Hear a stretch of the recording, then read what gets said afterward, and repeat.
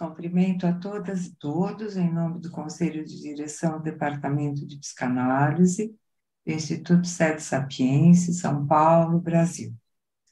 Meu nome é Maria de Fátima Vicente e estou na função de articuladora da área de eventos desse Conselho na gestão 2021 e 2023. É com grande alegria, então, que damos início, nesta manhã, à mesa FLAPSE, promovida por este departamento, contando com colegas partícipes de duas das várias instituições que compõem a federação e de nossa colega local.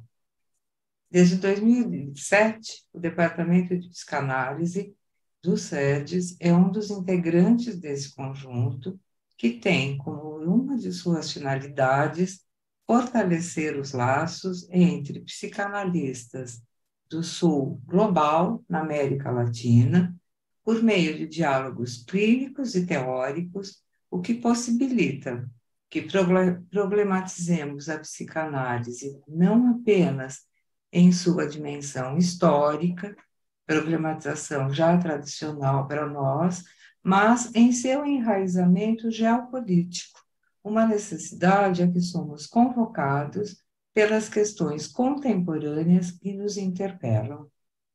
É por meio da atenção aos contextos sociais próprios a nossos países e do compartilhamento de nossas produções que isso se faz possível. É sempre bom lembrar que são contextos nos quais, por vezes, não se faz mais difícil praticar e transmitir psicanálise. Ao mesmo tempo que, devido a essas mesmas condições, se torna mais urgente mantê-la em sua potência de contraponto às políticas que reprimem, oprimem, sufocam as possibilidades de efetivação das potencialidades subjetivas e coletivas emancipatórias. Pois, como sabemos, e também é bom lembrar, mais além desses momentos históricos específicos, que mesmo de longa duração são pontuais, já que nem mesmo nesta América as ditaduras são eternas, permanecem constantemente subjacentes à nossa praxis como solo inevitável às insidiosas e naturalizadas condições estruturantes das sociedades colonizadas, condições que assumem diferentes configurações em cada um dos territórios que compõem os diferentes países que constituem esta federação.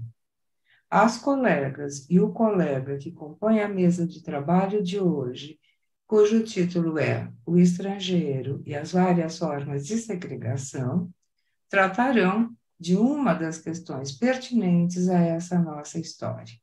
Acompanhemos, pois, o que Dunia Sumamet, CPPL, Peru, Jorge Cantes, Assápia, Argentina, e Eide Tabakov, Departamento de Psicanálise SEDES do Brasil, vem nos dizer sobre isso.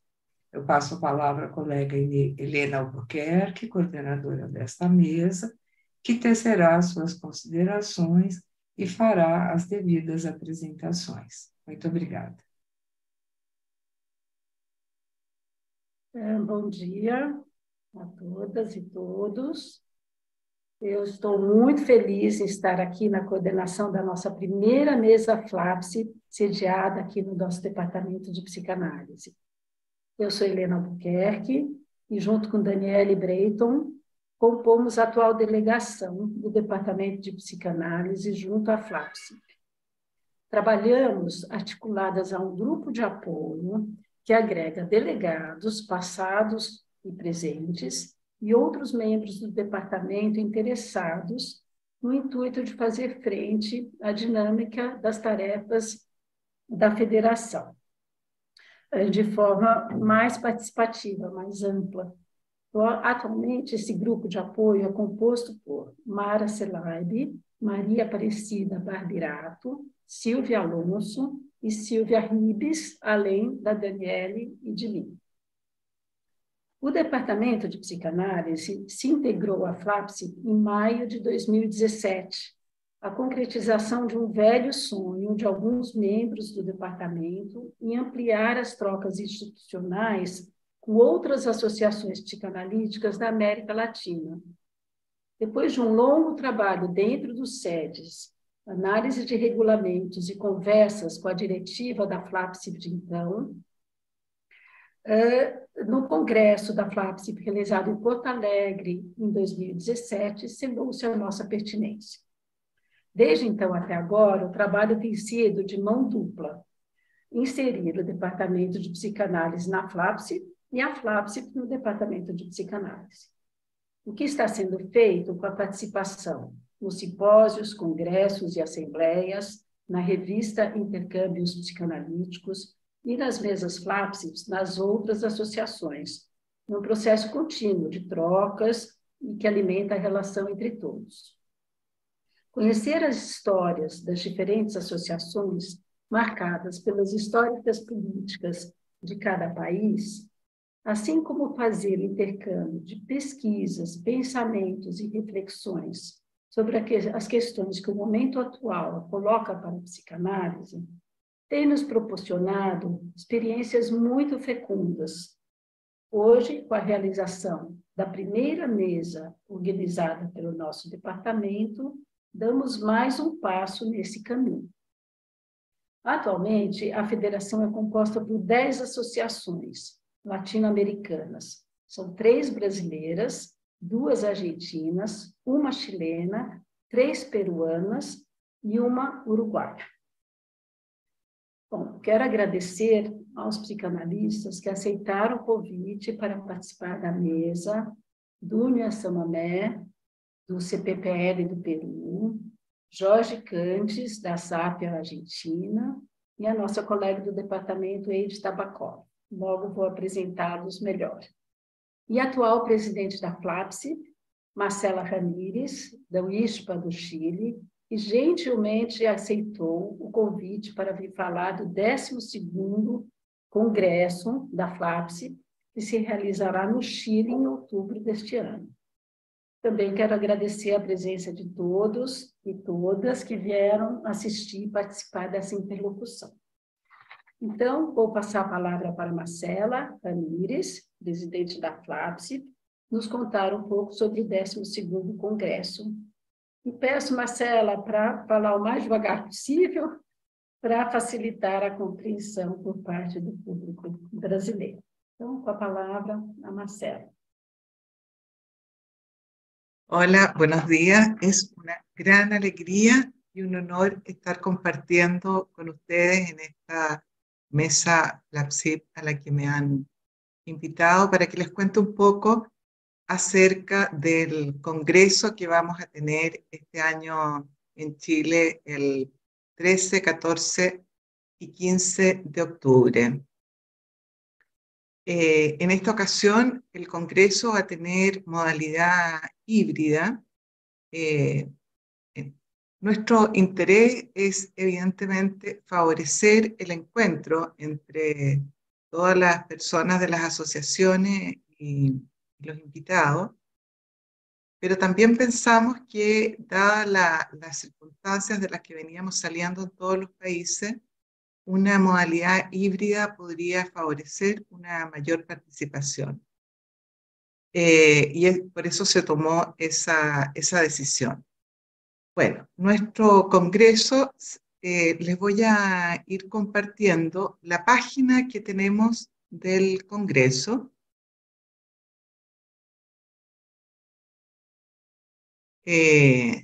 Como aparece ahí en la página, ¿cierto? El congreso se llama Psicoanálisis, Bordes y Desbordes, Transformaciones en Tiempo de Desmesura.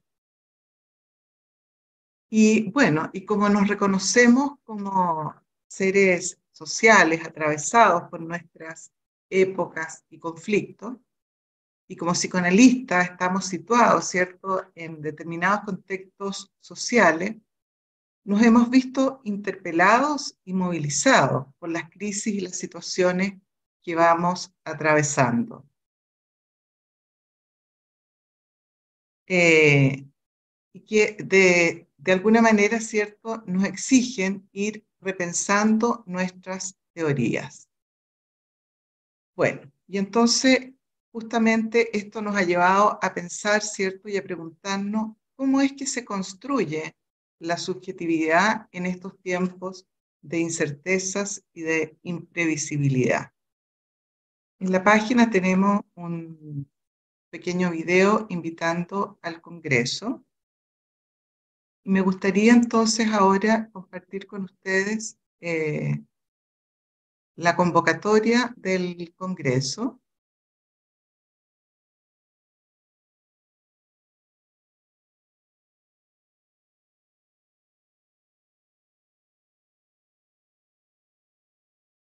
Aquí está.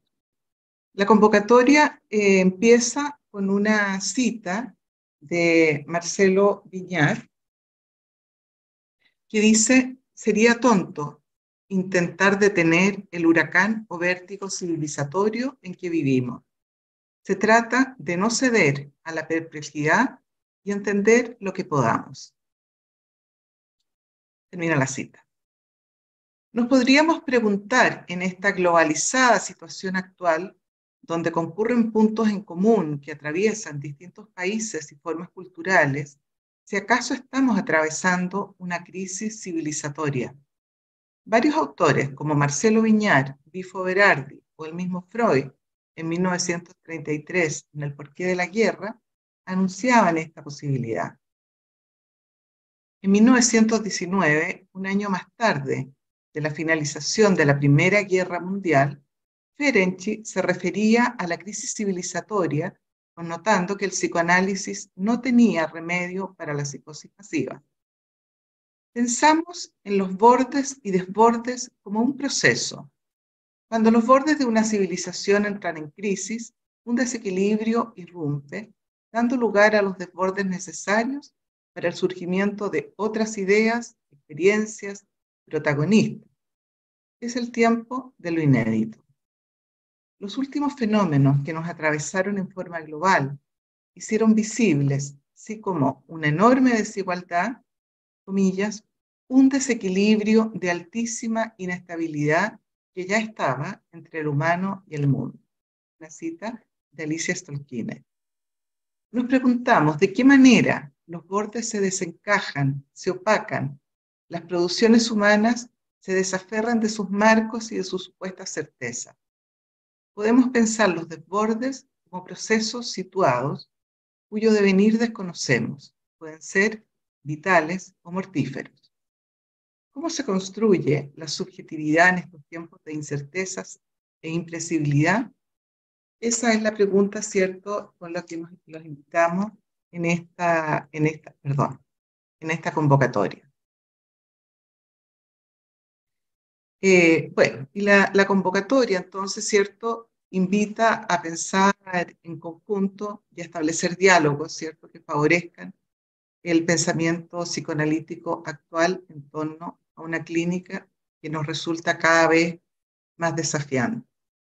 Y en el Congreso van a estar los miembros de las asociaciones de FLAPSIP presentando sus reflexiones, sus miradas particulares en torno a estos temas, pero también tenemos algunos invitados que por su trayectoria pensamos que van a hacer un aporte a la reflexión.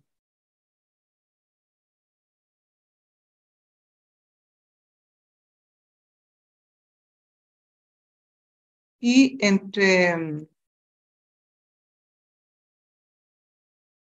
los invitados, entonces, vamos a tener a Marcelo Viñar, que creo que muchos de ustedes sí lo conocen, ¿cierto?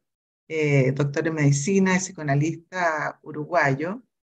La cita que aparece en nuestra convocatoria es de su último libro, Mundos Adolescentes y Vértigo Civilizatorio. Y bueno, el doctor Marcelo Viñar ha dedicado parte importante de su vida a trabajar el tema de la memoria y de la violencia. Y en esta ocasión pensaba abordar el tema de la grupalidad y el conflicto intergeneracional, preguntándose qué entendemos hoy al decir psicoanálisis. También va a estar invitada, que también había una cita de ella en la convocatoria, Alicia Stolkiner. Ella es psicóloga y maestra en psicología clínica de la UNAM y doctora honoris causa de la Universidad Autónoma de Entre Ríos. Y ha trabajado ella consistentemente en la articulación entre salud mental y derechos humanos. Y nuestro último invitado es Franco Bifo Berardi, filósofo y activista izquierdista italiano, que en esta ocasión que es lo último que él ha estado reflexionando, tiene que ver con el tema de la senilidad en el mundo. Y su conferencia se va a llamar Senectus Mundis, declinación de la civilización blanca y agresividad, la guerra interblanca de Ucrania y la ola de masacres suicidarios. Bueno, yo creo que el Congreso va a estar muy interesante, los invitamos a participar a través de la página del Congreso, está toda la información y ahí se pueden inscribir. Y al igual que en otras ocasiones, también en el Congreso tenemos la obra de teatro que se hace especialmente para la ocasión y en la cual participan miembros de nuestras asociaciones. Así que, bueno, agradezco la invitación y los dejo a ustedes todos invitados al 12º Congreso. Gracias. Muito obrigada, Marcela. Acho que estamos todas muito animadas com a realização do Congresso. Acho que o tema realmente é muito pertinente, instigante, né, nos dias de hoje. Bom, então, vamos dar início à mesa propriamente dita, estrangeiro e as várias formas de segregação. Ao ler o romance O Estrangeiro, de Alberto Camus, me surpreendi bastante, pois o personagem não parecia fazer sentido. No romance, Camus descreve a vida do personagem Meursault, combinação de morte, mor, um sol, um franco-argelino como ele, como Camus, que na primeira versão do romance também se chamava Albert, era Albert Meursault. O personagem é estrangeiro em muitos sentidos. Para começar, ele é estrangeiro a si mesmo. Não tem ideia do que faz, ou do porquê o faz, do que sente ou pensa, e é indiferente a tudo. Tanto faz, diz ele. Ele é estrangeiro no mundo em que vive, que também lhe é alheio, incompreensível e sem sentido. A leitura do romance provoca estranhamento. O leitor também é um estrangeiro em relação a esse personagem difícil de acompanhar ou compreender, com o qual é difícil fazer pontes, conexões. A certa altura da história, Meursault mata um árabe a troco de nada. Não sabe dizer por que o matou, só sabe dizer que o sol estava forte demais. O árabe é um árabe, não tem nome, não tem história. Na época em que Camus escreveu o romance, em 1942, a França estava ocupada pelos nazistas. O estrangeiro era hostil e mortífero e o mundo estava longe de fazer qualquer sentido. Camus descrevia o que considerava um homem comum, cidadão do seu tempo, como ele mesmo ou qualquer um de nós, estrangeiros em nossa própria casa e capazes de matar à toa um outro estrangeiro, um outro inimigo. Muitos de nós, indivíduo ou povo, estão à mercê dessa ideia, consciente ou inconsciente, de que o estrangeiro é o inimigo, nos diz Primo Levi. Também aprendemos com Freud que o horror ao estrangeiro está no fundo de todos nós. Como também o estrangeiro é o lugar de desamparo, pois nós quase perdemos a língua no país estrangeiro, nos diz Hölderlin. Uma associação de psicanalistas pertencentes a diferentes países da América Latina, como a FLAPSIC, que comporta diversas histórias e culturas diferentes e duas línguas diferentes e parecidas, um estranho familiar, talvez, me parece uma abertura para a inclusão e o convívio com o estrangeiro. Envolve um trabalho árduo, né, Marcela? Se todos nós assumirmos a nossa condição de estrangeiro, será que isso nos colocará mais em pé de igualdade uns com os outros no mundo? É um alento essa oportunidade de estarmos juntos hoje aqui para pensar quais estratégias podemos lançar mão para ampliar a capacidade de convívio com as inúmeras formas de estrangeiridade. Bom, eu vou passar, então, a palavra para os nossos colegas da mesa. Cada autor vai falar na sua língua e no chat vocês encontrarão os links para os textos traduzidos do espanhol para o português e do português para o espanhol, ou seja, todos encontrarão a tradução da língua estrangeira para a sua própria língua, se é que isso é possível. Cada um dos participantes terá 20 minutos para falar e, ao final, teremos um tempo para perguntas, que deverão ser feitas no chat, coisa para debater, né? Para conversar. Bom, agora é também um prazer que eu vou apresentar o nosso colega da SAPIA, Associação Argentina de Psiquiatria e Psicologia da Infância e Adolescência, licenciado Jorge G. Cantes, que é psicólogo e psicanalista.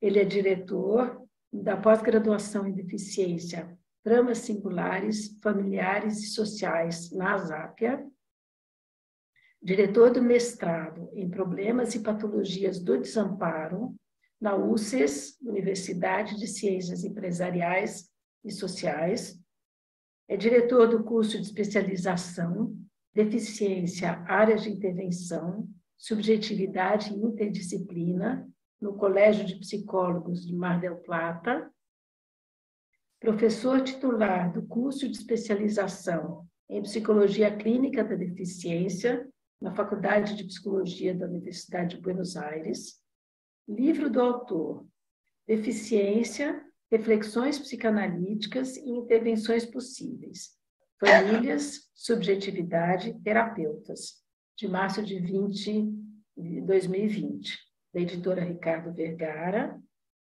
Então, Jorge, com a palavra, passo a palavra para você. Buenos días, muchas gracias, un placer y un lujo estar con los colegas de sedes, también con Dunia y todos los colegas conocidos de toda Latinoamérica, también con Marcela. Bien, bueno, yo voy a hablar en español, despacito, no me animo, y la felicito Dunia como habló, pero yo no me animo. Así que yo voy a hablar en español y tengo un power, una tela, como dicen, traducida en power. Entonces vamos a colocar el power ahora, la tela.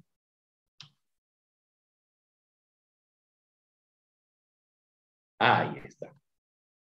Creo que se ve, ustedes me van a decir si se ve bien. Esperen un segundito.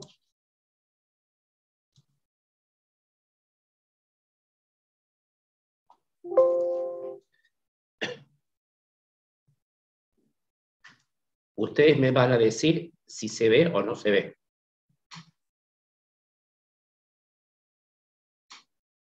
¿Se ve bien? Que no los veo. Sí, Jorge, todo está claro, se ve bien. Perfecto, muchísimas gracias, porque por la foto no veo. Bueno, lo que voy a trabajar, como mi trabajo se llama Migraciones y Desamparo Psicosocial.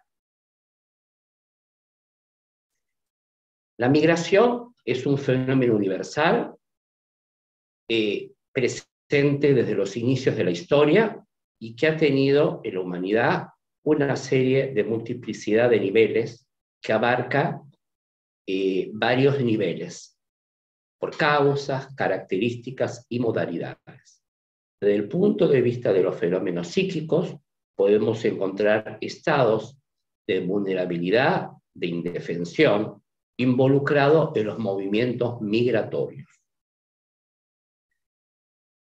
Podríamos pensar que cuando la migración se resuelve en nuevos proyectos y realizaciones, y aunque el individuo no lo registre, siempre tenemos que pensar la migración como una crisis siempre dolorosa y en algunas situaciones traumática. La diferencia entre la posibilidad y la otra depende de las características que hacen al grupo, al proceso migratorio, por cuestiones ecológicas, externas, sociopolíticas, históricos y culturales. Y también, por supuesto, la organización psíquica del extranjero. Cuando se trata de grupos familiares, es necesario revisar el nivel individual de los componentes del grupo, la estructuración y, por supuesto, los vínculos interpersonales. Consideramos que la migración se vuelve para la persona una cuestión traumática, teniendo en cuenta los estados de indefensión. Freud plantea dos estados de indefensión o desamparo. También en la traducción puede ser desvanimiento, pero acá prefiero utilizar el término de indefensión por la traducción o vulnerabilidad. Estamos hablando que corresponden a estímulos provenientes del exterior, como cuestión endógena, y las cuestiones endógenas internas que provoca esta cuestión, de cual podremos pensar en las cuestiones más endógenas, internas, cómo va el procesamiento de lo pulsional. Bien.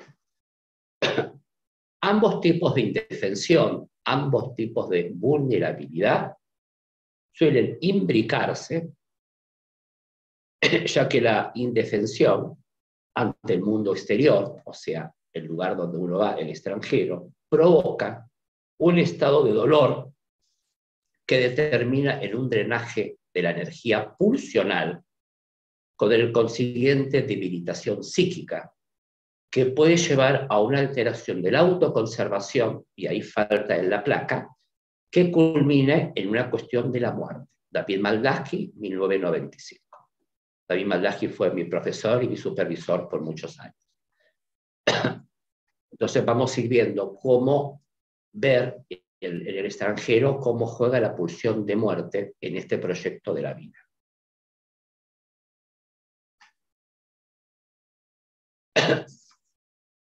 Y en estos casos puede ocurrir una situación catástrofe como una situación traumática, equivalente a la neurosis de guerra, por la cual podemos hablar de una neurosis de migración.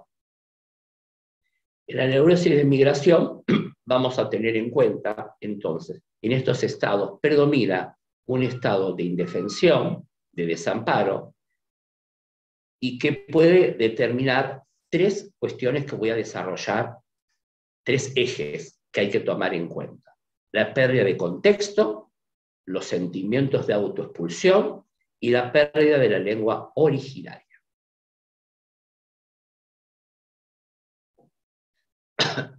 En la pérdida de contexto, podríamos pensar que se ha destacado un lugar muy importante cuando hablamos del extranjero, el tema de los duelos. Duelo y duelos, singular y plural.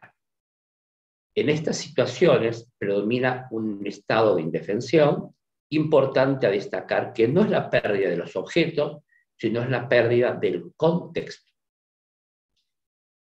Definimos el contexto como un conjunto de incitaciones monótonas, rítmicas, no diferenciadas ni investidas, de enorme valor en la economía libidinal pulsional, ya que su establecimiento permite conciliar entre el sueño y el dormir. Uno podría pensar también la significación que tiene para las personas cuando están en otro país o lejos de su residencia, es la significación de los objetos, de los espacios y los tiempos. esto es un tema que se exacerbó mucho en tema de pandemia. Nosotros hemos aprendido, en pandemia hemos transitado pérdidas que hemos tenido, no solamente físicas, sino de objetos, de vínculos y de cuestiones que no teníamos. Bueno, como decíamos, ¿no? Este es un evento muy rico, muy interesante, pero no estamos en forma virtual, pero no estamos en forma presencial para abrazarnos, para saludarnos. Entonces, habría que ver cómo juega en el extranjero la pérdida de este contexto en relación a no poder estar con el otro, en cuanto a la cuestión del ritmo del espacio, el ritmo del objeto. Tenemos que ver en cada sujeto y en cada grupo que migró la significación del objeto, la significación del espacio y la significación del tiempo. Otro tema importante a determinar es el sentimiento de autoexpulsión. Podríamos pensar, porque yo llamo autoexpulsión, y podremos pensar que muchas veces puede haber una relación interna, ¿no?, de la persona que migra, el migrante, un personal despótico,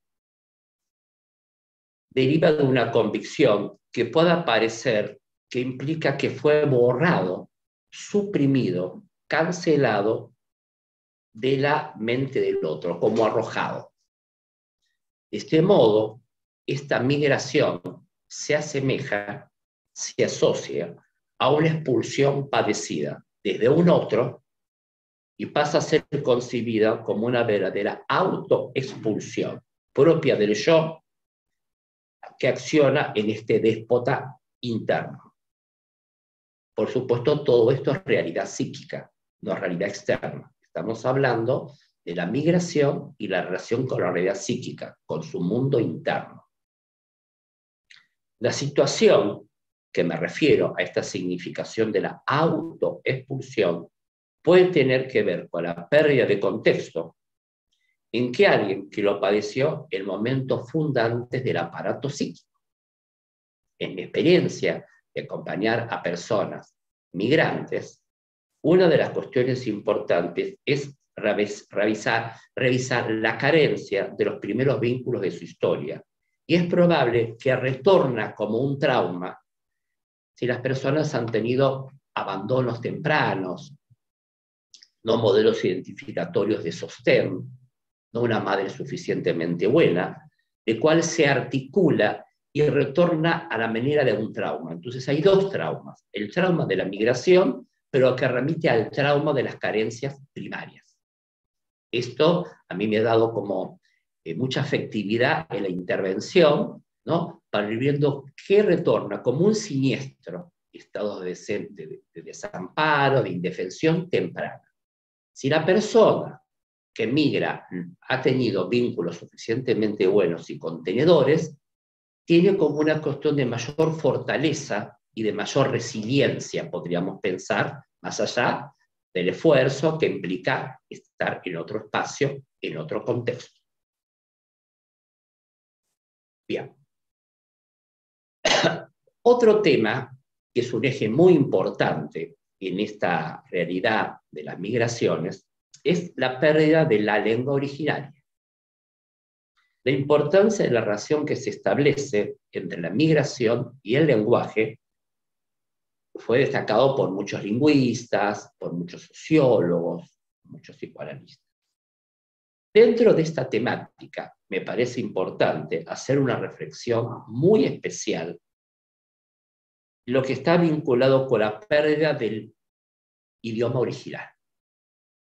Las armonías y los timbres sonoros también forman parte del contexto que se perdió, el duelo. Es otro duelo. En cuanto a la migración, ¿qué pasa a ser que se hable, y aunque se hable el mismo idioma, ¿no?, también hay una relación que se pierde ciertas significaciones. En los casos extremos, esta pérdida puede sentirse uno en situación de retracción. El universo sensorial, auditivo y visual pierde su significado, lo que implica no simplemente una imposibilidad de traducir un idioma, sino un fracaso identificatorio que da lugar a quedarse callado como un arrasamiento de la subjetividad y un empobrecimiento. El lenguaje, en tanto posibilidad de comunicarse con el otro y de expresión, de expresar sus deseos, desaparece.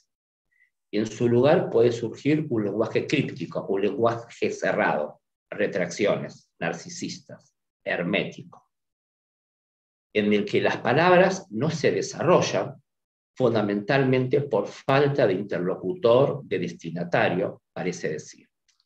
En mi experiencia como psicoanalista en el trabajo de personas con discapacidad, que me presentó Elena en mi currículum, no solamente ahora como post-pandemia y hay cierto trabajo virtual, sino también en otros momentos, yo he recibido varias personas para trabajar en forma virtual, ¿no?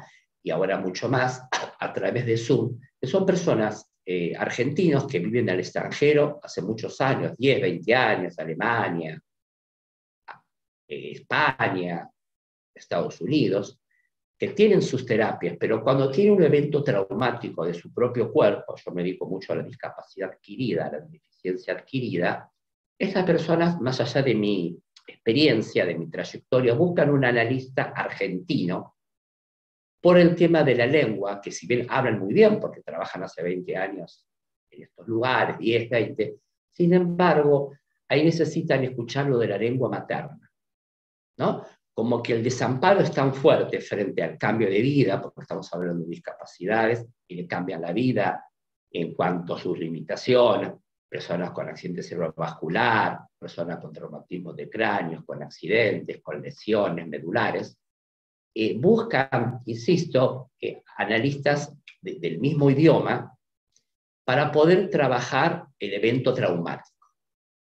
Este es un dato interesante, del cual de alguna manera la lengua materna sigue alojada y necesita en esos eventos de gran desamparo, de gran indefensión, ¿no? Muchas veces me ha pasado que querían estar con los dos terapeutas, el que tenían en su país y conmigo, ¿no? Entonces, bueno, como dos analistas es muy difícil trabajar, porque puede haber lógicas contradictorias y cuestiones, y vamos como definiendo, ¿no? A veces trabajaba más con la familia, con el vínculo, ¿no? Pero esto es un fenómeno muy fuerte. Podríamos pensar que pandemia, pospandemia o transpandemia, a mí me gusta hablar más de transpandemia, que estaría dado como el concepto de los efectos multiplicadores en salud mental que nosotros observamos. Y con el tema del idioma y la pérdida de contexto y la autoexpulsión, podríamos pensar que se potenció, ¿no? Porque cuando el extranjero no podía viajar, a lo mejor no iba a venir, pero sentir que no podía viajar generó mayor traumatismo, mayor desamparo. Ahora que, bueno, que se puede viajar, que está liberado las cuestiones sanitarias, hay como una cuestión de la necesidad de ese encuentro, ¿no? Pero hubo momentos de mucho sufrimiento en la persona extranjera que no alcanzaba con el Zoom, que no alcanzaba con el videollamada, ¿no? El cual no podía, y cual la distancia era mucho mayor y mucho más traumática. Por supuesto que hay mucho más para decir. Creo que también yo como analista de niños y de niñas y adolescentes también tomo muy en cuenta el efecto en la migración del grupo familiar, ¿no? Y de los efectos en los niños y los adolescentes, porque también el grupo de pertenencia de un niño, de un adolescente, es algo traumático, y a veces la familia está muy pendiente, porque cuando se trasladan por trabajo, por necesidades económicas, por catástrofes financieras del país o individuales, muchas veces el adolescente no se lo prepara. Y cuando a veces a mí me han consultado, trato de hacer mucho trabajo familiar vincular, porque realmente producen efectos catastróficos después cuando el adolescente hace crisis en ese país extranjero. Está claro, donde la familia tuvo todas las cuestiones de trámites y sin embargo no hubo mucho registro, porque el adolescente estaba como paralizado del viaje, ¿no? O aunque esté maníaco también con despedida. Entonces, muchas veces me he encontrado con consultas de crisis de niños y adolescentes y acting out con su propio cuerpo, con autoagresiones, ¿no? Por la pérdida de contexto, por la pérdida del vínculo, por el cambio de escuela, ¿no? Que todo eso es altamente complicado. No sé cómo andamos con el tiempo, pero yo prefería ir dejando por acá, agradecer muchísimo que me hayan escuchado, y bueno, y agradezco este encuentro que es muy rico, y bueno, y después vamos a ir viendo el intercambio. Muchísimas gracias por la escucha.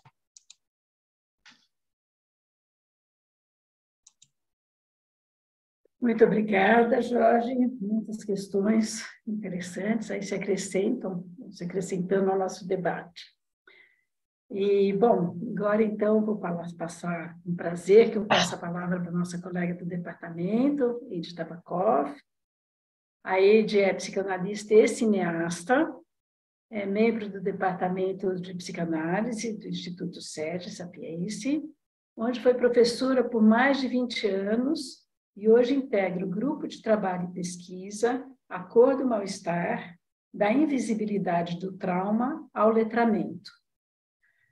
Integrou o coletivo Núcleo de Psicanálise e Cinema e Vídeo, de 1986 a 2005.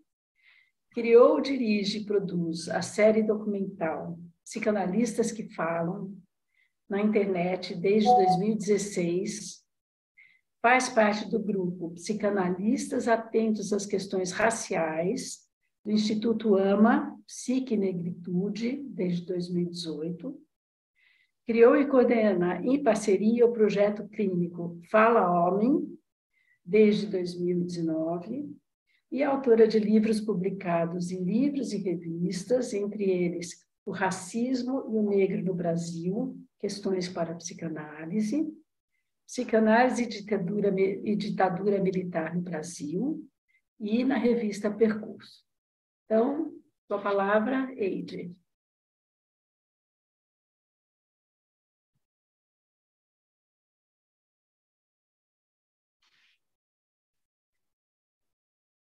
Bom dia, um prazer estar com vocês. E vou ler para que vocês possam acompanhar em espanhol o texto, que falarei em português. É muito simples ser feliz, mas é muito difícil ser simples. Com o verso do filósofo e poeta bengali Rabindranath Tagore, o primeiro não europeu a ganhar o Nobel de Literatura em 1913, começo essa comunicação agradecendo a Helena Albuquerque e a Daniele Breton, assim como a todo o grupo de apoio,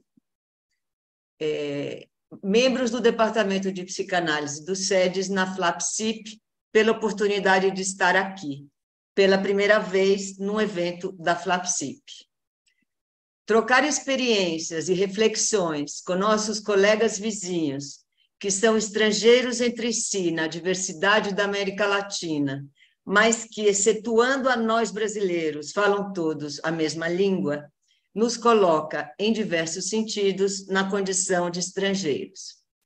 Se a tecnologia já nos permite ultrapassar facilmente as fronteiras geográficas, o mesmo não acontece em relação a nossos idiomas, que têm tantas semelhanças e diferenças como nossas histórias coloniais e suas consequências. Assim, começamos recorrendo à tradução de textos escritos, mas quando nos pusermos a conversar, poderemos tentar o híbrido portunhol, esse dialeto interlíngua ou translíngua, como o definem os estudiosos da linguagem. Por agora, apresento em português, em livre associação de ideias e não em ordem cronológica, os dispositivos de inclusão, de cuja criação participei dentro e fora do departamento. O tema dessa mesa é um fio que costura a diversidade dessas experiências, a invenção de estratégias para lidar com as variadas formas de segregação, munidos da capacidade de fazer falar o outro ao oferecer a escuta psicanalítica. Um dispositivo de alta complexidade que pode ser leve, portátil e, inclusive, gratuito, a depender da circunstância e dos envolvidos no trabalho. Foi o desejo de pensar a expansão dos limites da psicanálise que me levou ao departamento dos SEDES, à inserção no movimento das clínicas públicas, ao uso da tecnologia na documentação da história e na difusão do saber da psicanálise. Entendendo o conceito de dispositivo de dominação como cada um dos modos em que se articulam as forças hegemônicas para estabelecer-se e perpetuar-se no poder, necessitamos detectar os mecanismos invisíveis e silenciosos através dos quais alcançam seus objetivos. A partir daí, o desafio será inventar novos dispositivos com outras finalidades que sejam capazes de profanar aqueles que, vigentes e sacralizados na sociedade, se encarnam nas práticas institucionais, inclusive nas psicoanalíticas. Tarefa, ao mesmo tempo, árdua e delicada, que não se faz sem o trabalho com as resistências características do instituído no âmbito pessoal e no coletivo. Foi em processos dessa natureza que surgiu, no Departamento de Psicanálise do Instituto SEDES, uma incubadora de ideias e, nela, o grupo de trabalho e pesquisa A Cor do Mal-Estar, da invisibilidade do trauma ao letramento. A incubadora surgiu num átimo, como um raio, um achado preciso e simples, enquanto nos indagávamos, uma vez mais, no Conselho de Direção do Departamento, a respeito do crescente esvaziamento e da consequente desvitalização do campo de produção interna, que é o Departamento de Psicanálise do SEDES. O motivo mais evidente era a evasão dos alunos ao final do curso de psicanálise, mesmo reconhecendo sua qualidade e considerando as importantes transferências com os professores.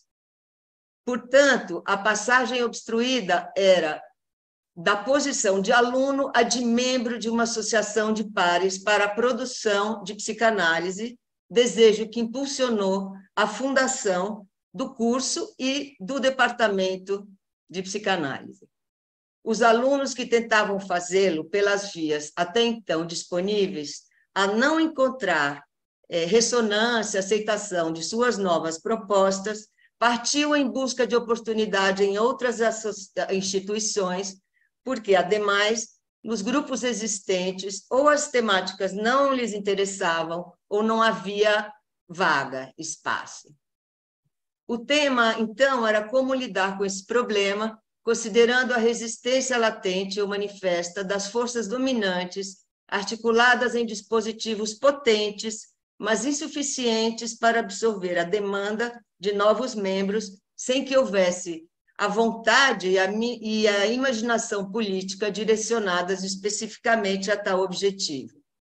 Nasceu, então, a incubadora de ideias como um espaço de escuta, reflexão e de sustentação política consistente, aberto a todos os aspirantes a membros ou membros ativos e inativos que desejem aproximar-se para construir em conjunto e no tempo que seja necessário novas atividades no departamento.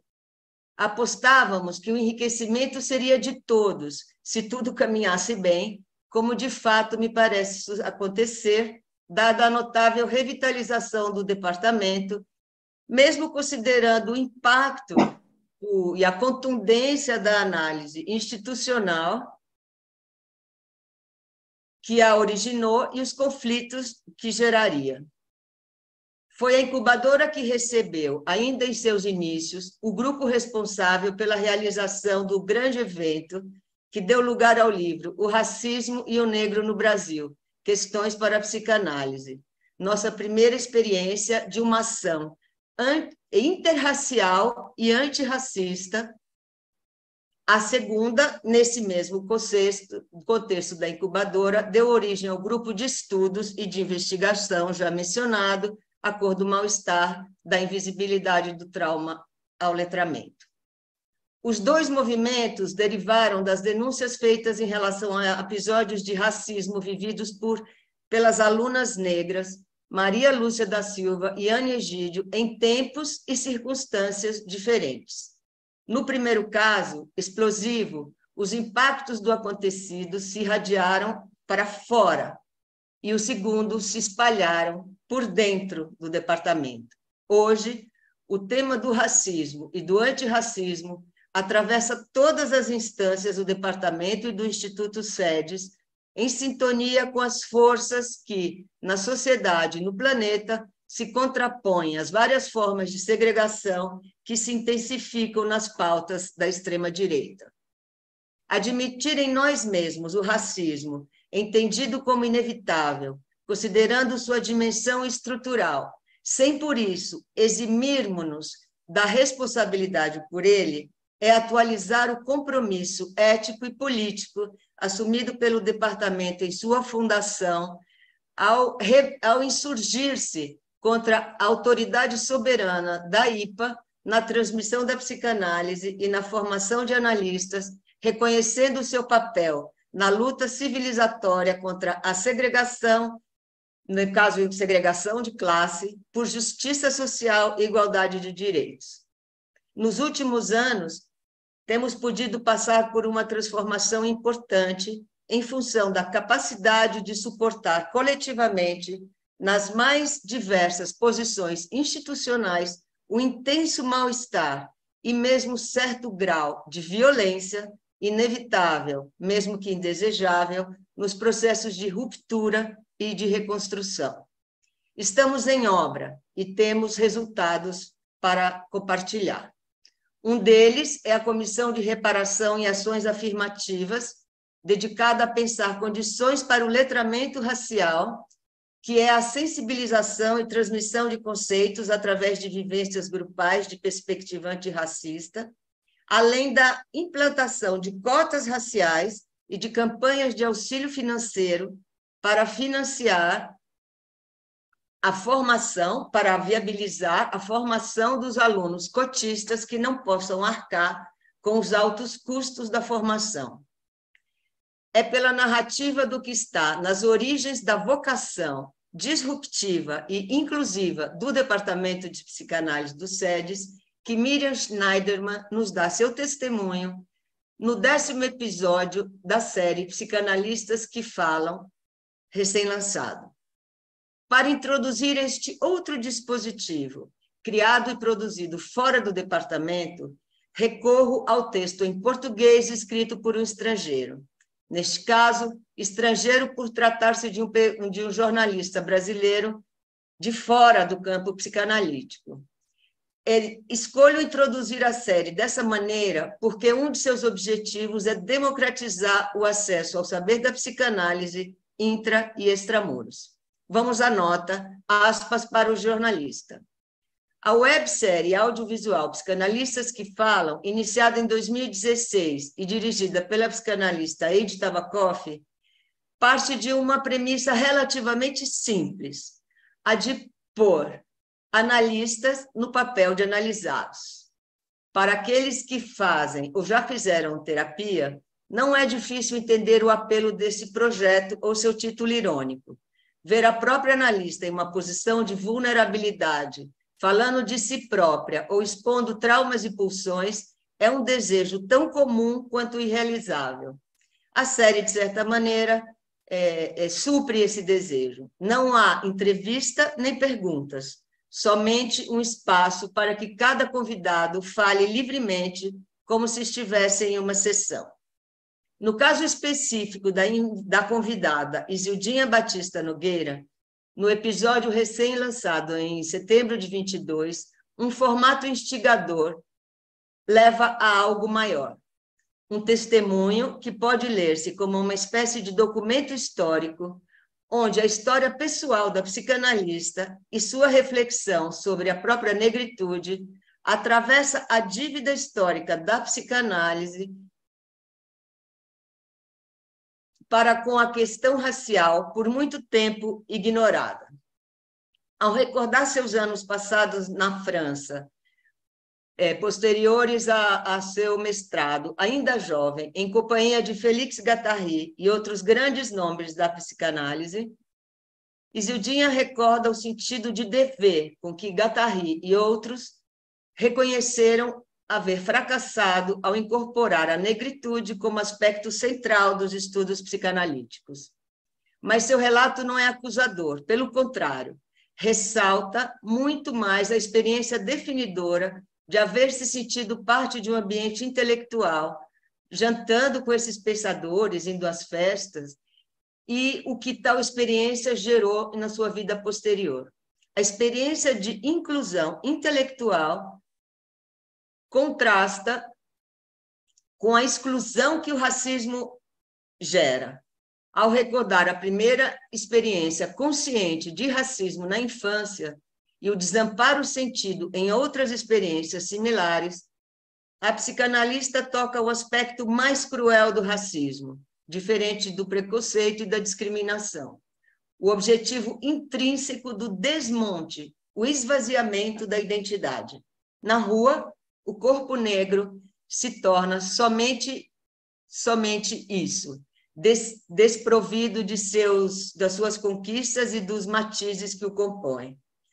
A formação intelectual, os gostos, as idiosincrasias.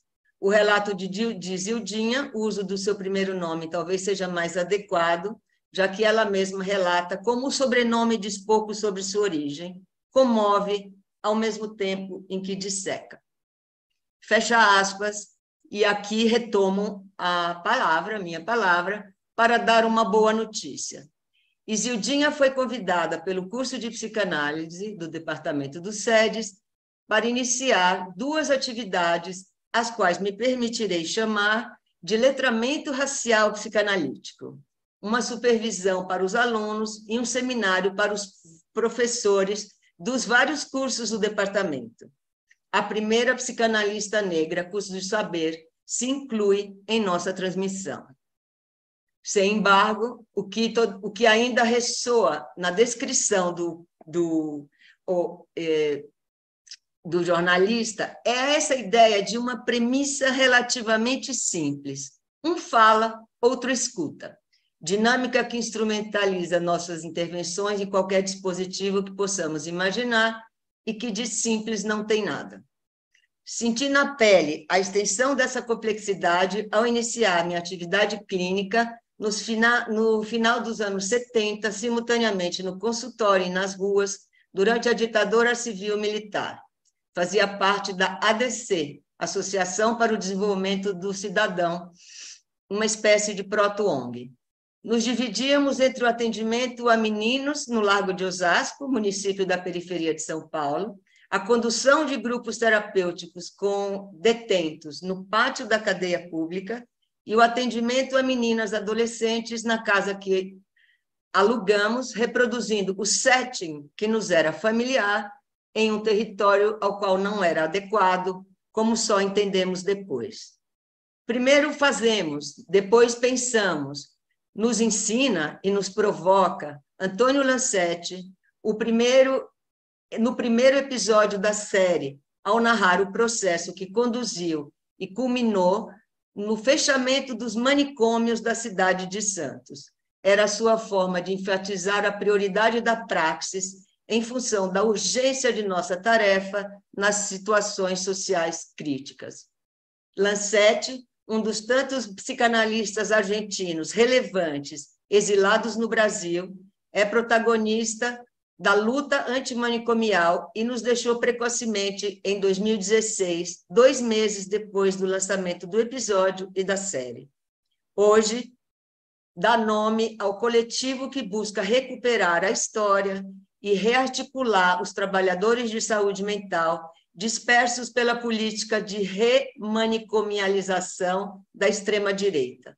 Melhor seria dizer remanicolonializante, para usar o conceito que também ao qual a Dúnia também se referiu, de Emiliano de Camargo Davi, integrante do Instituto AMA Psique e Negritude, do qual nos fala Maria Lúcia da Silva, uma de suas fundadoras, no 5º episódio da série Psicanalistas Ela é psicanalista e ativista negra. Lúcia é pioneira na discussão do feminismo negro e na construção de espaços de atendimento clínico, supervisão e formação teórica para a população negra desde 1995. O projeto de Osasco se baseava na hipótese de que estava em curso uma política de Estado genocida que mirava ao extermínio de negras e negros nas periferias. A trágica realidade de um país escravagista que, desde sua Constituição, gera as desigualdades brutais, a dor e o desamparo que nos convocam ao pensamento e à ação. Se o Estado não cumpre o papel de zelar pela integridade do cidadão e, pelo contrário, desenvolve programas de produção de medo e extermínio, se faz necessário elaborar intervenções críticas à lógica neoliberal que, ao atribuir valor apenas ao que pode ser monetizado, degrada e ameaça a vida. Foi isso que vimos acontecer nos últimos anos, perplexos. Dessa vez, pela via da institucionalidade democrática, com a manifestação despudorada de uma extrema-direita cuja pujança nefasta até então desconhecíamos. Nesse período de duríssimas derrotas, também tivemos preciosas conquistas. Uma delas, muito importante, é a observação do nascimento, nas periferias de São Paulo, de programas de atendimento e formação em psicanálise, por desejo e competência de jovens habitantes locais que operam no próprio território. Experiências bem diferentes da que tivemos em Osasco, onde éramos forasteiros. A novidade é resultado das políticas públicas dos governos de esquerda, que, oferecendo acesso à educação superior e aos bens culturais, através de cotas raciais e ações afirmativas, rompem com a lógica de segregação de classe e de raça, catalisando novas sensibilidades, novas modalidades discursivas e novos saberes que nutrem, intensificam e favorecem a sobrevivência da psicanálise. Desse modo, vamos aprendendo um outro idioma híbrido, o intraduzível pretoguês. Entretanto, nenhuma mudança terá a radicalidade necessária se nós, brancos, não entendermos que também somos racializados e, como tal, beneficiários seculares do pacto narcísico da branquitude que mantém e reproduz os privilégios de cor. Ainda ignorávamos todos esse conhecimento quando, em 1981, começamos a sofrer graves ameaças no consultório que compartilhávamos em São Paulo, um campo potente de produção psicanalítica e de resistência política, muito distante do lugar em que travávamos nossas batalhas contra policiais corruptos que prendiam ilegalmente e torturavam nos sótãos, nos porões das delegacias, os sujeitos que atendíamos. Alguns anos depois, foi no mesmo contexto desse grupo que se articulou o primeiro encontro de psicologia marxista e psicanálise, realizado em La Habana, em 1986. Dessa vez, tratava-se de romper com a segregação da qual a própria psicanálise foi objeto no período stalinista da construção soviética, quando passou a ser considerada uma ciência burguesa, individualista e contra-revolucionária.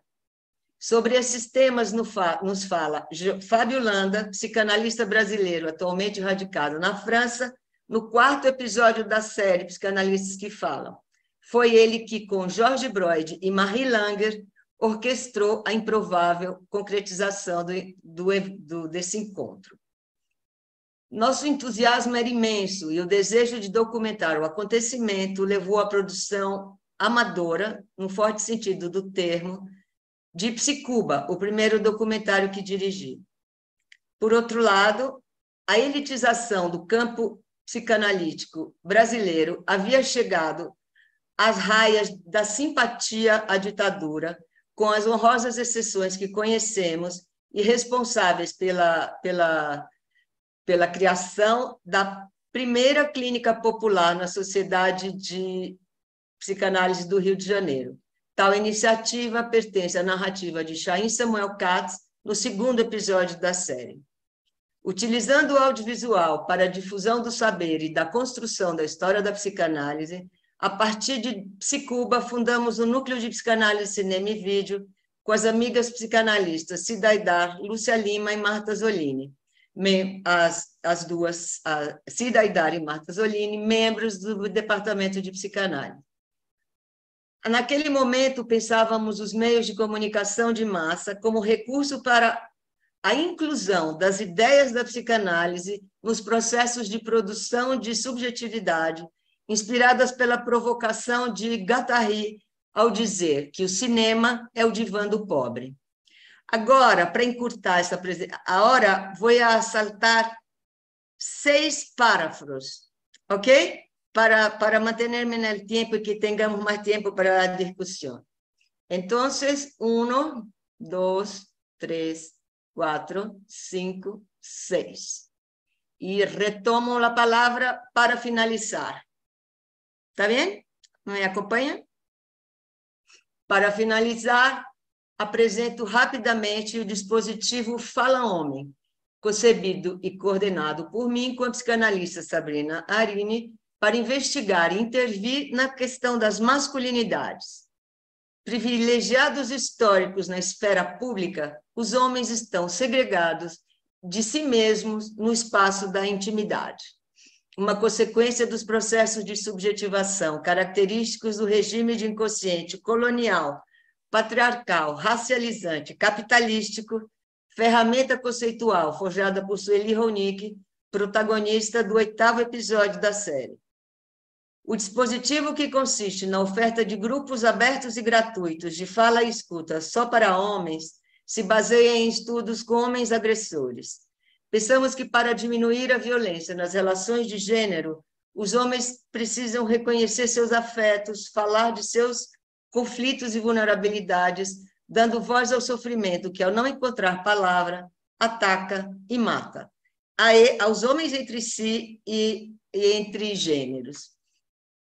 Na tradição filosófica africana dos povos bantu, o sofrimento não assistido se torna maldade e impulsiona a colonização de outros corpos num processo de devastação contínuo.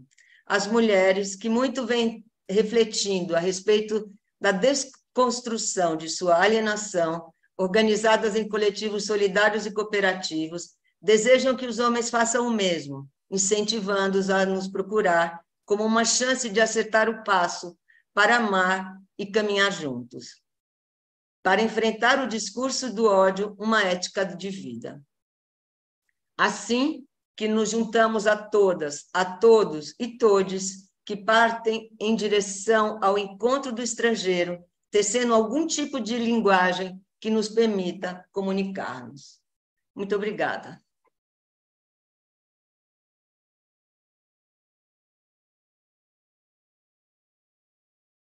Muito obrigada, Ede.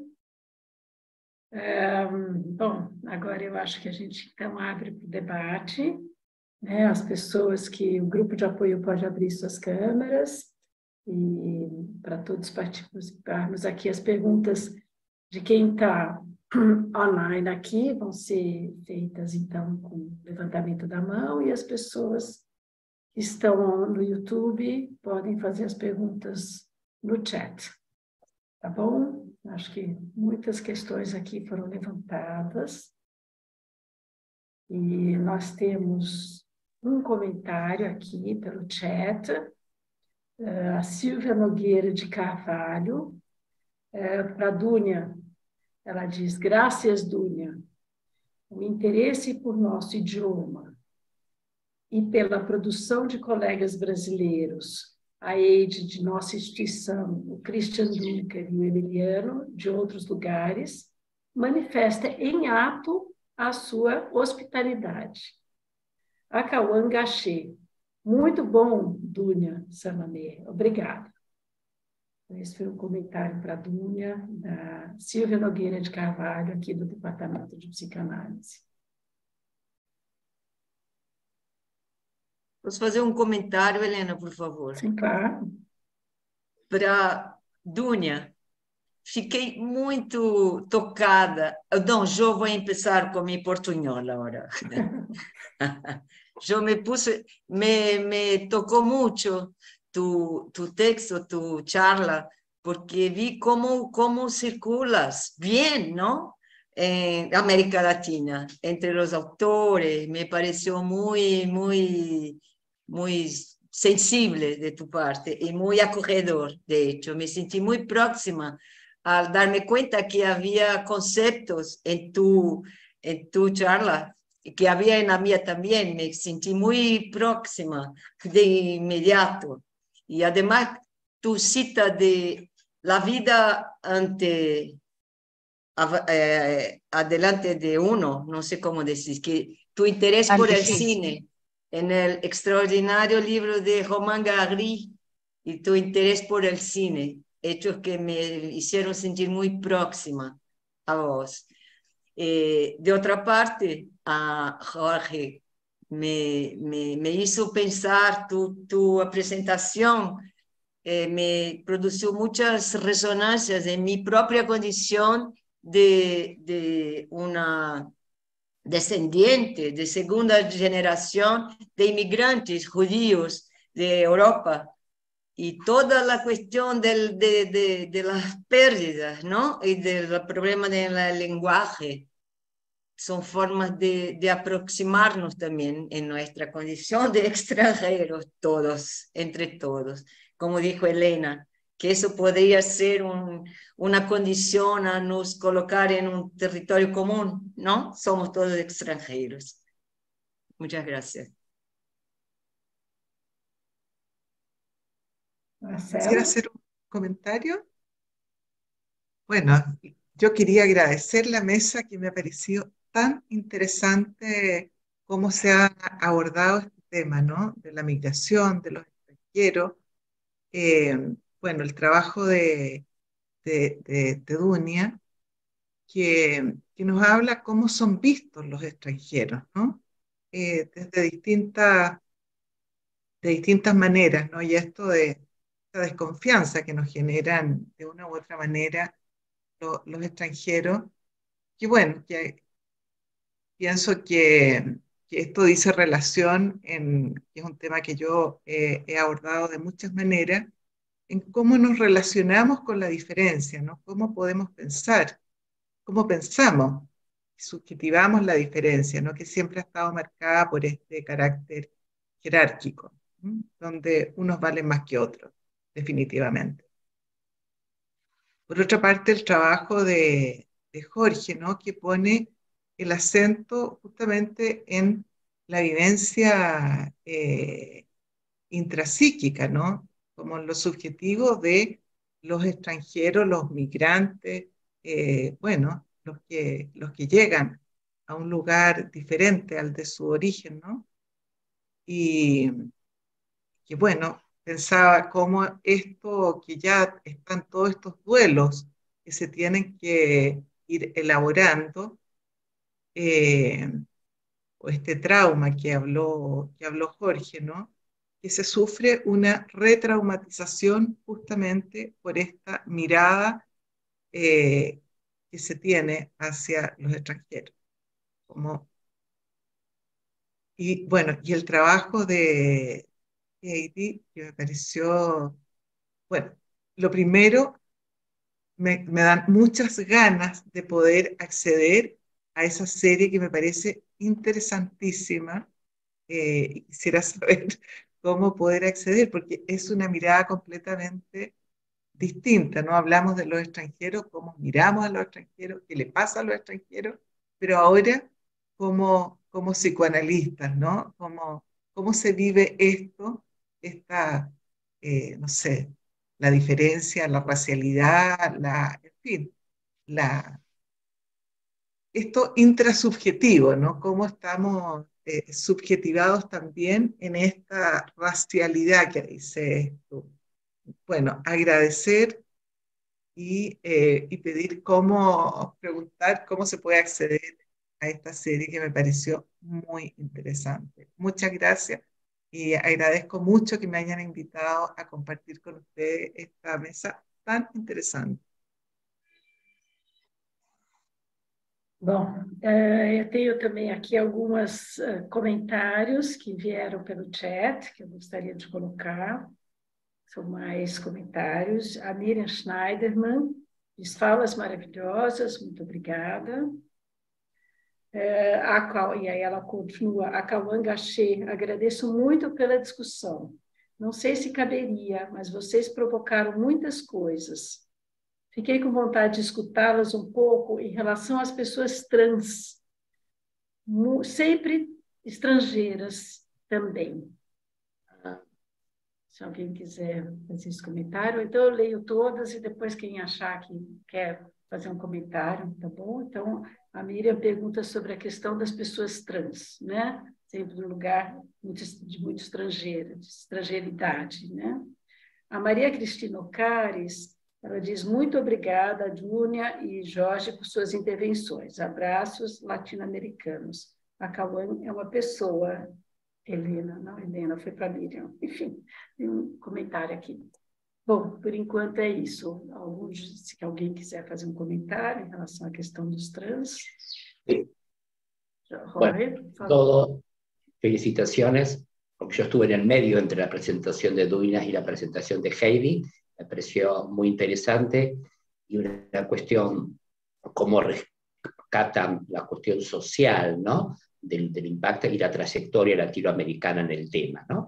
Y aportes, ¿no? Y autores, estuve anotando algunos autores muy interesantes que ustedes nombraron para ir profundizando. Por lo que decía Duina y después Dunia con respecto a la discapacidad, deficiencia para Brasil, uno podría pensar cómo poder pensar la discapacidad desde una mirada social y de derecho. Cada vez más la discapacidad se piensa desde una mirada social y de derecho, y de ecosistema del ambiente, más allá de la patología específica de la lesión, ¿no? No tenemos que asustarnos de los diagnósticos en discapacidad, pero siempre como una mirada social y de derecho. Con respecto a las personas trans y la cuestión del extranjero, ahí podemos pensar el trabajo histórico de Goffman, sociólogo, que seguro que todos lo conocen y Dunia mucho más por su trayectoria, donde él habla de la mentalidad prejuiciosa que toda cultura tiene por estigma, pero en especial por desconocimiento. Muchas veces el estigma tiene que ver con el miedo, con el prejuicio, pero el desconocimiento.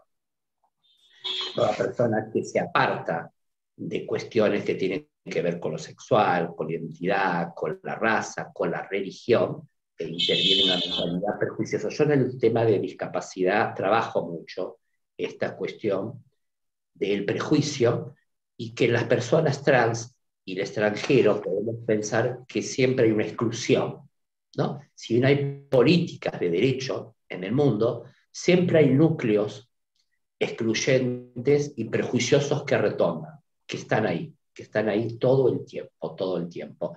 Y con respecto a lo que dice Heidi, aprovecho a hablar que cuando decía ella también generaciones de migrantes, yo también, mi abuela era lituana, mi madre también lituana, y de niño, yo el menor de 3 varones, me mostraba todos los muertos, todos los fallecidos que mi abuela nunca más vio, desaparecidos, ¿no?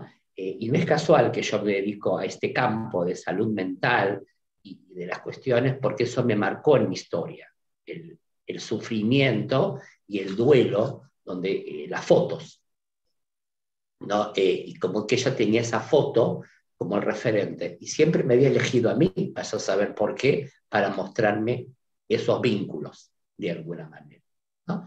Y me parece que eso marca de alguna manera muy fuerte, que ahora podríamos pensar que con las tecnologías donde no hay fotos impresas, está el teléfono, bueno, esa foto era más concreta, ¿no? Pero que de alguna manera todo retorna en la historia. Por eso cuando vos dijiste de la generación, me hizo acordar también mi abuela de lituana que vino escapándose de la guerra. Muchas gracias. Aqui no chat, o Facundo Blecher achou muito interessante o trabalho do Jorge, para abordar a problemática das migrações. E ele diz: agradeço aos companheiros de FLAPSI por suas intervenções. Uma pergunta para o Jorge. Me interessou a ideia de uma neurose de migração, com as vivências de indefesa, traumatismo e luto. Ele continua. Na literatura grega, se colocavam concepções sobre o exílio e a migração. Uma que põe o acento na perda e outra que acentua uma dimensão do que se pode ganhar, que ganho pode se ter com a migração. Que valor tem sua experiência clínica nessa dimensão do que se pode ganhar a partir de uma migração? Outra pergunta. Teve interesse nas neuroses de migração com vivência de vulnerabilidade, trauma e luta? Na literatura grega, exílio põe a ênfase no perdido, mas também o que se pode ganhar. Então, a pergunta: que valor tem a sua experiência clínica, Jorge, a dimensão do ganho? Bien. Bueno, gracias Facundo por estar. Facundo, past president de FLAPSI. A ver, el tema de neurosis de migración lo podemos vincular con la neurosis traumática. Neurosis traumática, entendiendo por la dificultad de procesar los estímulos endógenos y exógenos. Es una neurosis de cantidad, donde uno como analista tiene que hacer cómo trabajar las cantidades a las calidades, donde el aparato psíquico se encuentra inundado de una serie de estímulos difíciles de procesar, ¿no? Constantemente. Entonces puede haber estados de indefensión individuales, estados de indefensión grupal, diríamos. Entonces podríamos hablar de una neurosis de migración individual y de una neurosis de migración grupal o familiar, que muchas veces uno no toma en cuenta esa cuestión y produce efectos, ¿no? Yo que trabajo mucho en relación con los entramados y con los vínculos, es necesario trabajar estas cuestiones. Podríamos unir al desvanimiento, para Brasil estaría más la definición, estado de indefensión y desamparo, de alguna manera los procesos traumáticos, como bien dice Facundo, y los procesos tóxicos. Los procesos tóxicos estaría dado por esta dificultad de poder ligar la pulsión, que está desligado. Nuestra función como psicoanalistas es ayudar a la ligazón, porque hay dolores mudos, acallados y tristezas sin interlocutor. Por lo cual el idioma implica eso, faltas de interlocutores válidos, el cual uno tiene que ofrecerse como cuestión empática. Bien. El título del libro, La cuestión gay Didier Eribon, nada más, solo eso. Sim, eu tenho um comentário aqui da Cris Lopes, do Departamento de Psicanálise, e ela comenta: o estrangeiro, este fora que está tão dentro, que nos habita e possibilita o desafio empático tão necessário à recuperação de pactos civilizatórios em tempos de tanta dor. Bom, vou aqui a Silvia Alonso, está com a mão levantada. Pode falar, Silvia. Bom, queria agradecer a los tres palestristas las brillantes apresentações, e só queria pontuar com relação à apresentação de Dunia, que começa nessa colocação muito clara e precisa do estrangeiro nesse lugar de intersecção ou de anodamento entre aquilo que é da ordem do psíquico e de aquilo que é da ordem do cultural e do social, e que, percorrendo caminhos muito interessantes, chega, no final, a como, digamos, a importância e a ressaltar a importância na formação do que a exploração desses terrenos e desses conceitos localizados nas fronteiras. Ou seja, o que você coloca como importância na formação da interdisciplinariedade, ou do que certamente atualmente se pensa e se reflete bastante como esses lugares em las fronteiras dos diálogos entre os territórios e entre os pensamentos. Não dá hoje certamente para se digamos, se estender mais nas questões, mas fiquei muito curiosa, Dunia, quando você relata aquele trabalho com relação ao crime do qual você participa, e também os escritos, os trabalhos do pesquisador peruano Víctor Vich sobre essas questões.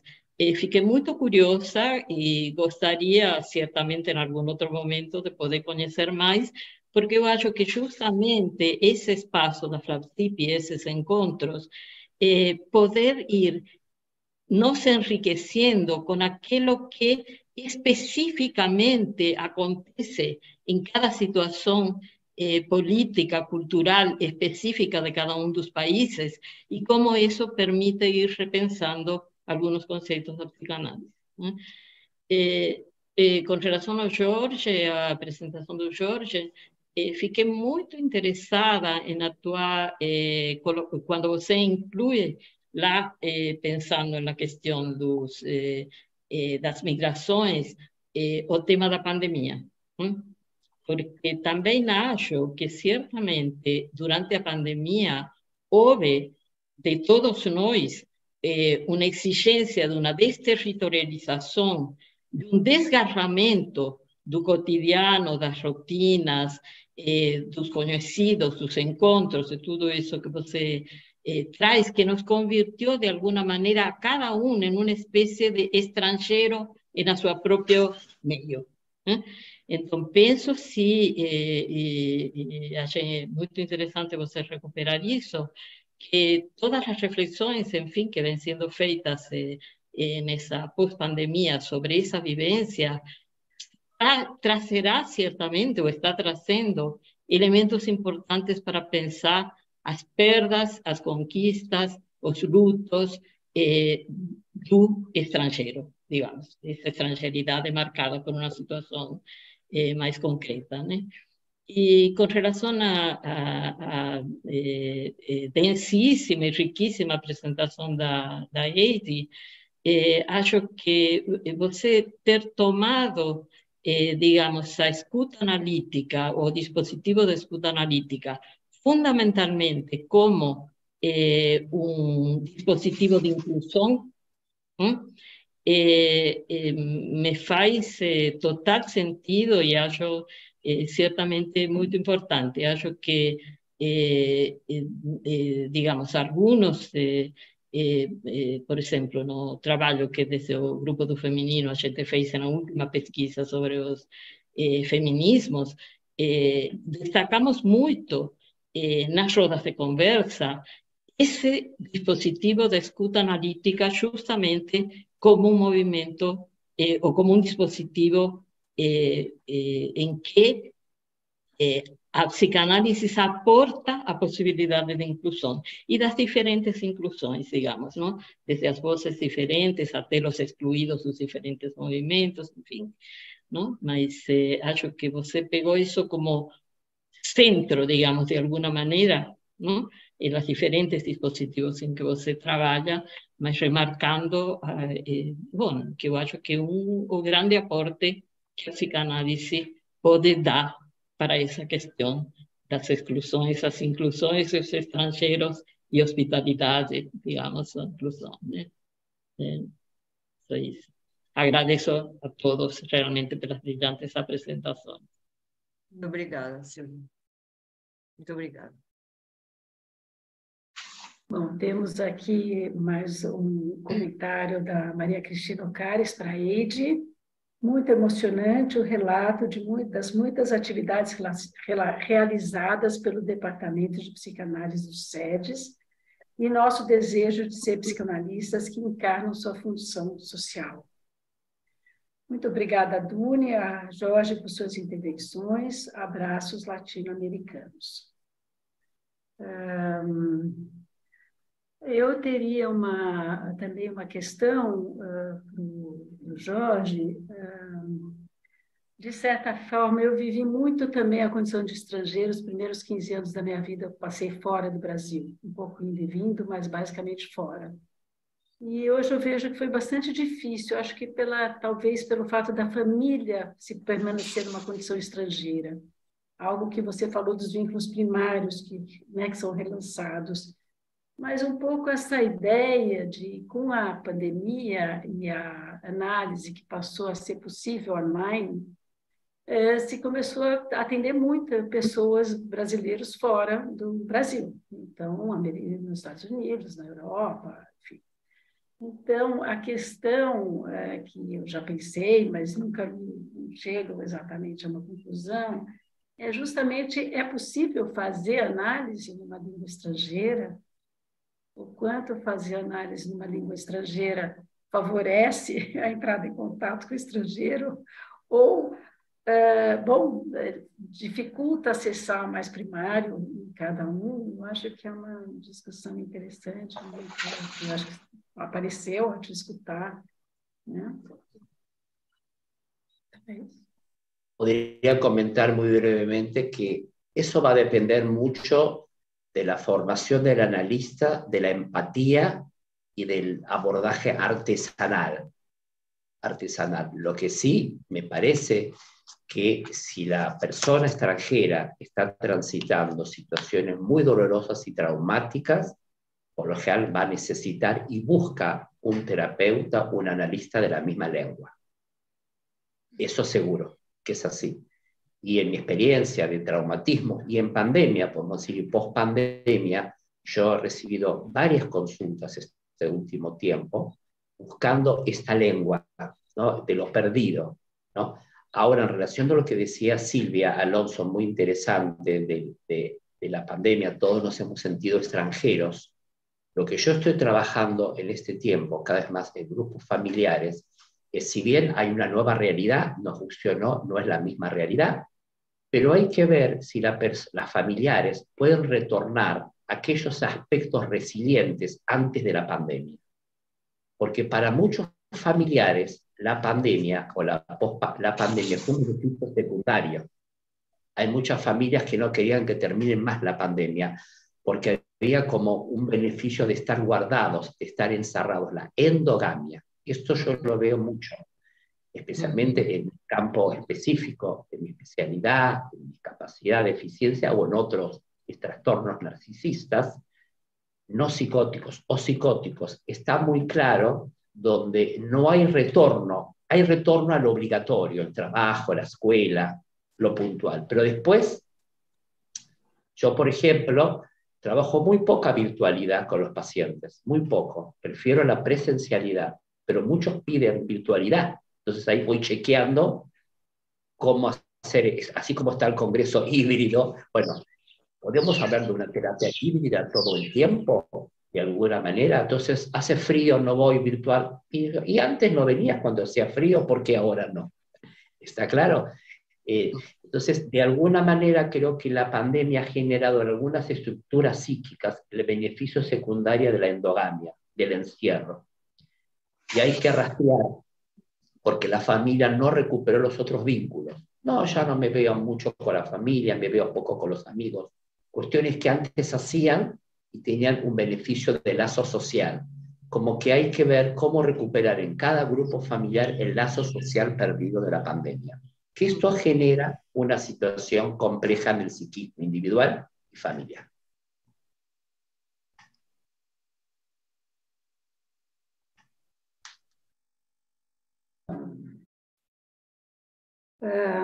Está muito rico aqui o debate, muitas questões, muito interessante. Quero agradecer a todos aqueles que participaram, a Dúnia, a Jorge, a Eide, ao público, né, as pessoas que estão aqui conosco. Achei que ficaram muitas questões, abriram muitas os caminhos para pensar, né? Vamos continuar aí em contato de outras formas, no Congresso, né, Marcela, no Congresso do Chile, vamos continuar conversando, muitas questões se abrem, muito interessantes. Quero agradecer a participação de todos, a participação do público, e espero nos vermos em breve novamente. Alguém quer dizer alguma coisa, falar? Tá bom. Então, encerramos por aqui. Muito obrigada a todos. Obrigado, obrigado Muchas María gracias Aparecida. a todos. Bye. Y en octubre en Chile nos vemos. Nos vemos en Chile. Qué gusto conocerlos. Tchau, nos vemos em Chile. Isso. Chao. Muchas Gracias. gracias por el buen Un abrazo. clima, lindo Chao. clima. Esto es lo importante. Muchas gracias. Gracias, Elena, por tu coordinación, los mensajes, los mails y todo, la previa. Obrigada, Jorge. Obrigada. Interesante, me sentí muy cómodo. Daniele, también. Muchas gracias. Bueno, nos vemos, ¿eh? Nos Até, vemos. nos vemos. Tchau. Chao, chao. Gracias. Chao, gracias. Chao.